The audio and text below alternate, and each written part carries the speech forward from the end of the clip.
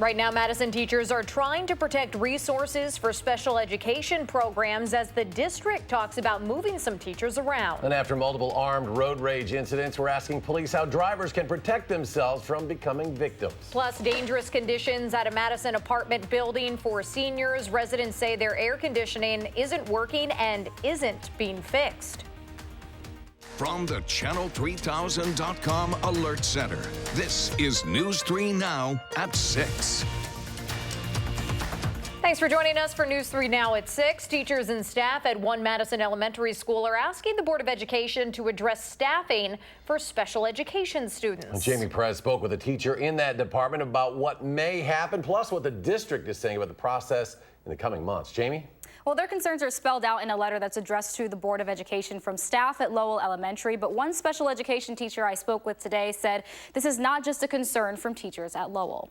In this letter sent to members of the Madison School Board of Education, staff at Lowell Elementary say they're concerned about a lack of resources available for students with special needs. They state basic safety needs are going unmet and that they're unable to provide the legally required special education support for kids with disabilities. Usually what we end up doing is starting off in the fall without the support that we need anyway. This special education teacher, who wants to remain anonymous for fear of retaliation, said this isn't a new issue. So we were struggling this year with the appropriate amount of support for kids that had safety concerns, that had significant disabilities, kids that have significant behaviors that needed a lot more than what they could get in their regular classroom environment. With talks of possibly cutting even more special education staff, this special ed teacher said students who are in school next year will suffer. This year, we didn't have what we needed, and we didn't even have close to what we needed, and we weren't able to lobby and push for what we needed. We were principals across the elementary level were advocating and pushing on the district as hard as they possibly could, and they were also being shut down. The Madison School District office responded, saying staff are allocated to schools based on the need and number of students. At this point, the school is projected to have 11 fewer students with special education needs. That's not accounting for the changes that will occur over the summer and the enrollment that will happen in the fall. The district added that staffing may change over the summer as they monitor registration. Something has to change. Something has to change. The spokesperson for the district said right now no cuts are being made, just pieces moving around, and they will continue to monitor the enrollment of special needs students to determine where they need to make changes for the upcoming school year. Jamie Perez reporting. Jamie, thank you.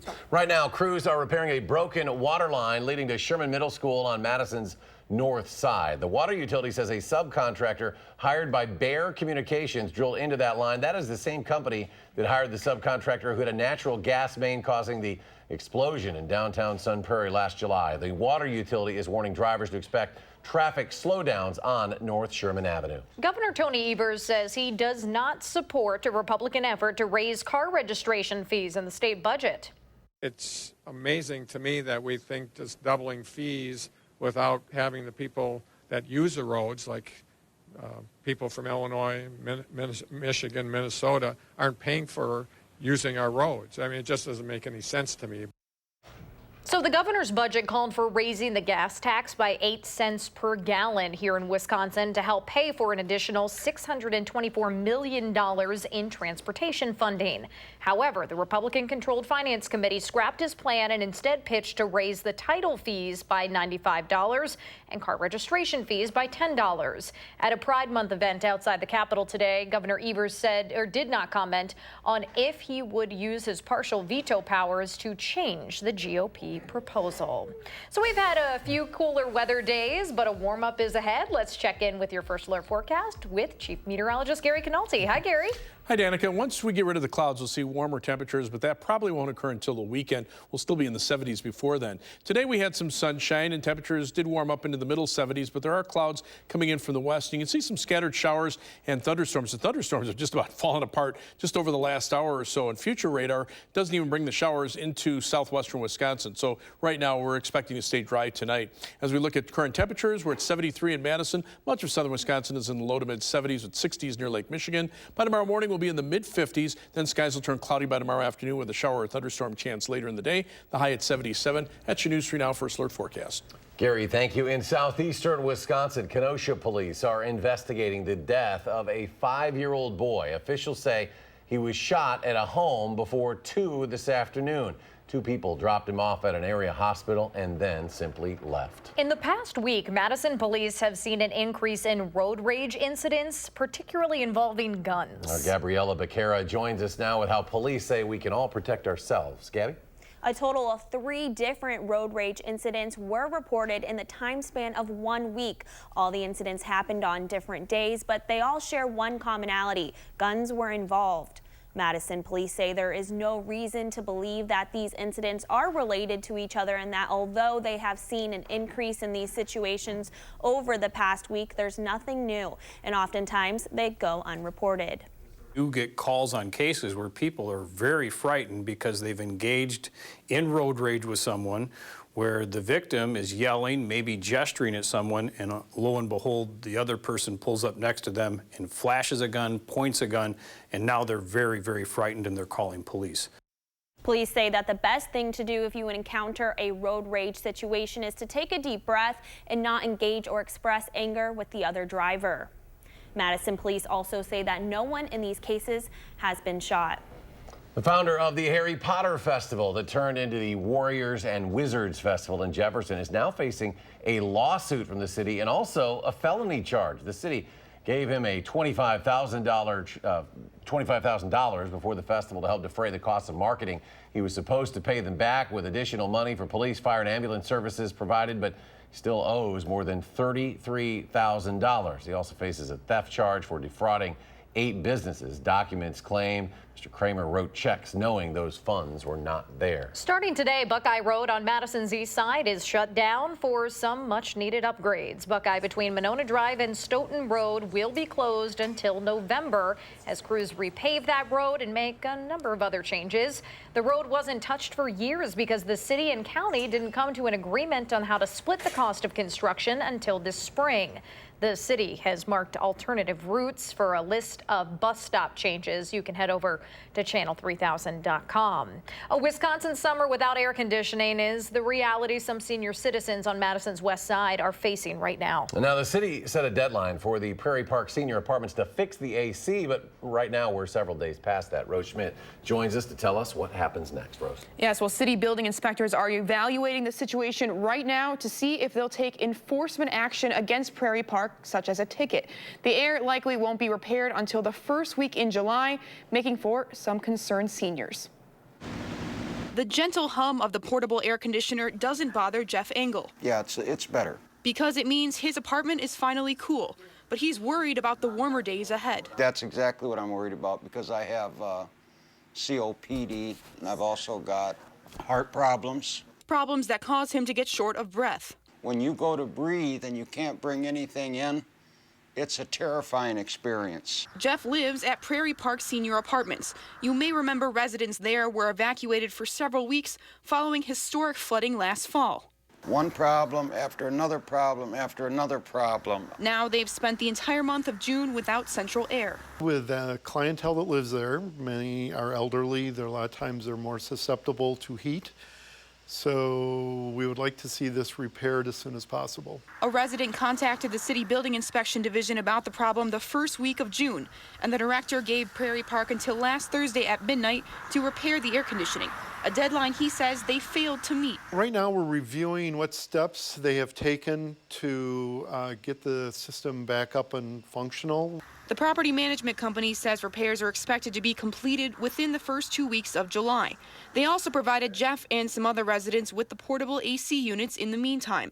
But he says too little, too late. So yeah, it's kind of the last straw. From the place he's called home for 3 years. I toured the place, I liked the place, but now it's just, I'm counting the days until we can get out of here. And these packed up clothes are a sign that Jeff won't be here much longer. We're already looking. Building inspectors say they want to know how long Prairie Park has known about the problem, and that will determine their next course of action. The property management group tells me they've known about it for less than 3 weeks. So we'll see what happens next. All right, stay tuned. Rose, thank you very much. New at 6, Wisconsin is part of a group fighting a Trump administration effort to expand healthcare discrimination. Attorney General Josh Kaul and a group of 23 cities and states filed a motion on Friday. This is to stop an expansion of the types of providers eligible to refuse care based on religious belief or moral convictions. The Department of Health and Human Services wants to allow a wider range of providers to do that, from ambulance drivers and emergency room doctors to receptionists at insurance companies. More local news now. State lawmakers who identify as LGBTQ hosted the inaugural Pride Month celebration at the Capitol today. This month is the first time in state history the rainbow pride flag has been flown over the Capitol building as a symbol of inclusion. Governor Evers says that there's a lot of work that still needs to be done to make sure those LGBTQ community members are treated as equals across the state and across the country. Other speakers today commented on violence against trans individuals. Uplift trans women. Talk to your peers about bullying, threatening, harassment, consent, and assault. Read one of these women's stories. Put a face to a name.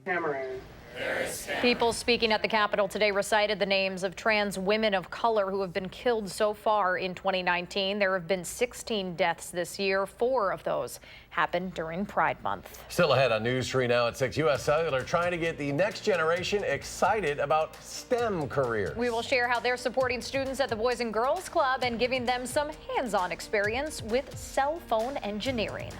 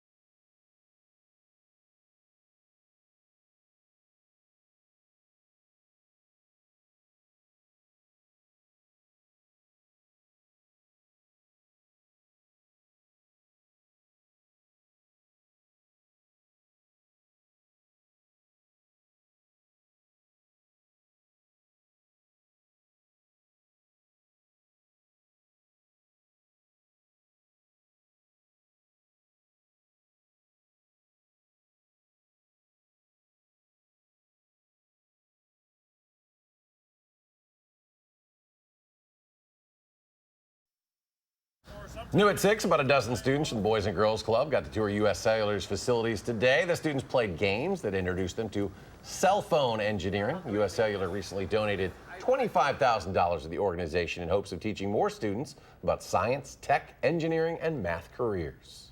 The more we can see these kids today really looking at what opportunities they have, the more I think we'll see applying for jobs in the future. Says these tours are a great way for kids to ask questions and for U.S. Cellular to show the kids the mechanics of cell phones that they wouldn't normally see, like a cell-on-light truck that has a pole that reaches about 60 feet in the sky and is used in emergencies like flooding and hurricanes to keep cell phones still serving their customers. Habitat for Humanity will add 48 new homes in Sun Prairie. That is starting next year. This is the organization's biggest project in Dane County thus far, with 62 acres dedicated to the new homes on that city's east side. Habitat leaders want to make sure the families moving into those homes have access to nearby amenities like childcare, bike paths, transportation, schools, and grocery stores. We want them to have that wonderful experience that many of us have had growing up, because it's a community working together. Habitat for Humanity will hear from the families moving into those homes that are slated to be built as part of this project at quarterly meetings. Now, the houses won't be built until next year, but applications are currently being accepted. Next at 6, with so many fitness classes popping up, it can be difficult to choose which one will give you the most bang for your buck. We're comparing the different options and talking with experts about how much money you should spend. And there's a warm up in the forecast just in time for the official start of summer. Chief Meteorologist Gary Canalti will have your first alert forecast that's coming up after the break. Not just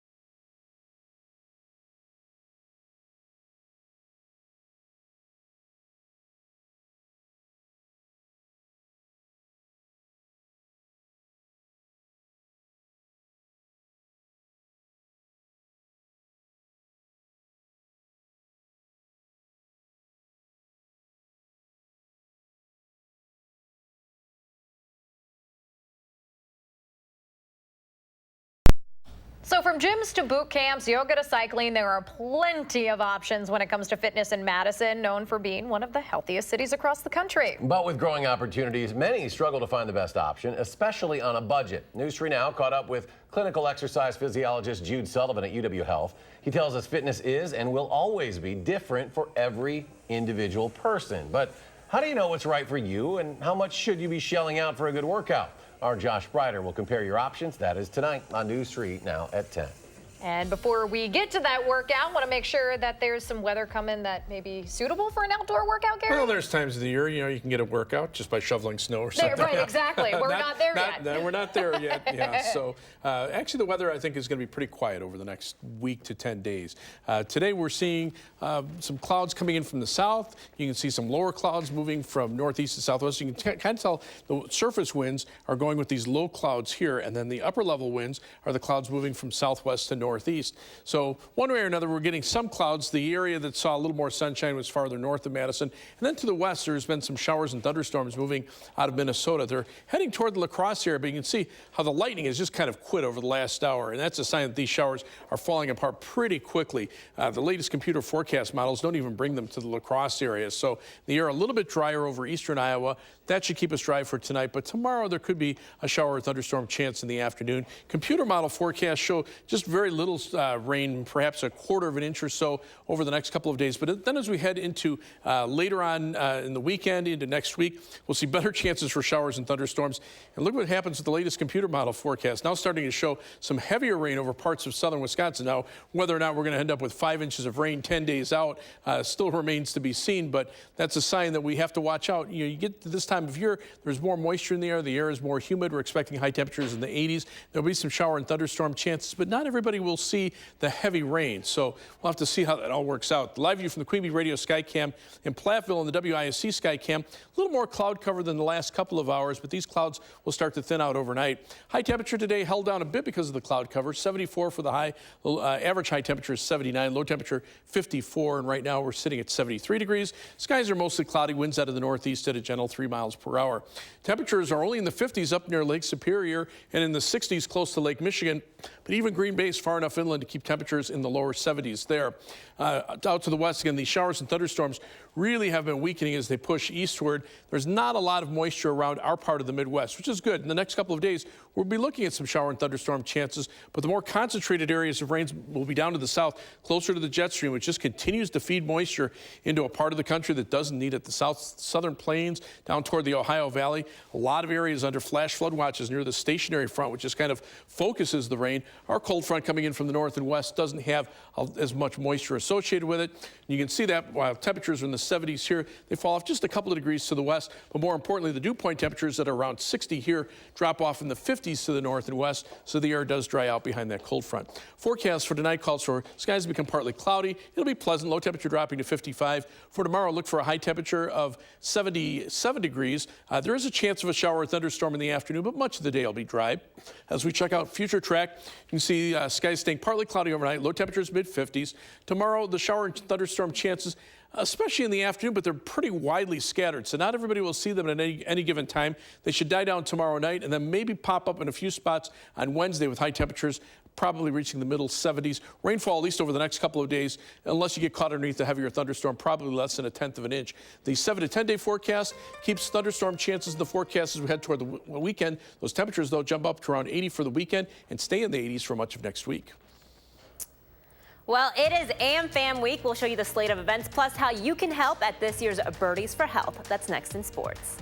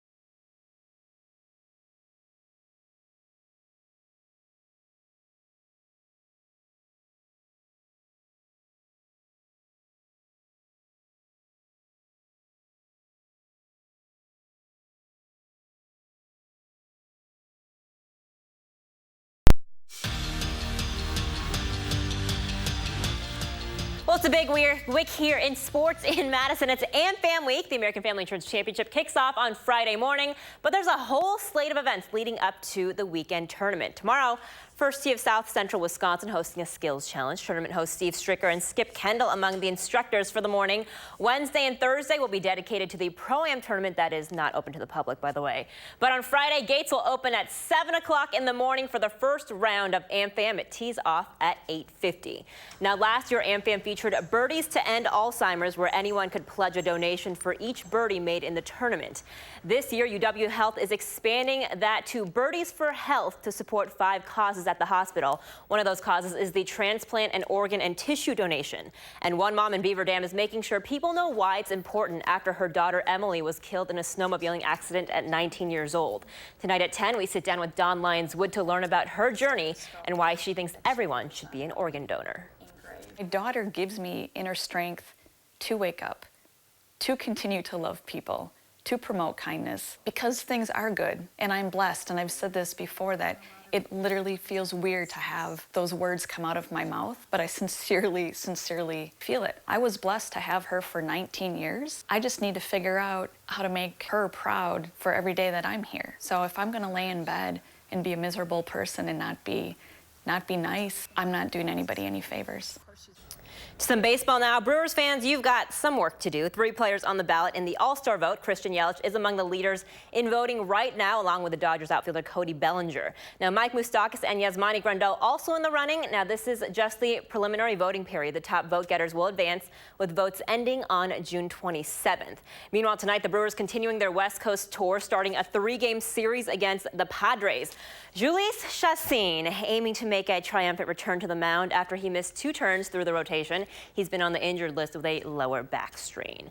Well, if you're trying to get anywhere in downtown Toronto today, chances were you just couldn't because of the Raptors parade to celebrate the team's first NBA championship in franchise history. 1.5 million fans lined the streets while players rode down the streets in cars, waving to fans, and yes, in case you were wondering, Drake was there too, as well as Canadian Prime Minister Justin Trudeau, and today was declared We the North Day there in Canada.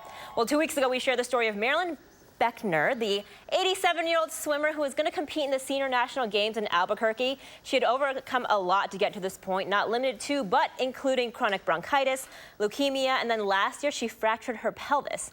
Well, Marilyn fell and hurt her back last week, so she won't be able to compete in New Mexico, but she assures me that she'll be back in the pool as soon as she possibly can. So we hope that she gets better very soon. And who are we to doubt her, right? I know. I mean, I have no doubts at all. She has proven it before. Exactly. We wish her best of luck in her recovery. Final check, Gary. Temperature's pretty comfortable out there right now. Lower 70s here in Madison, 73 degrees. A little cooler to the east, closer to Lake Michigan.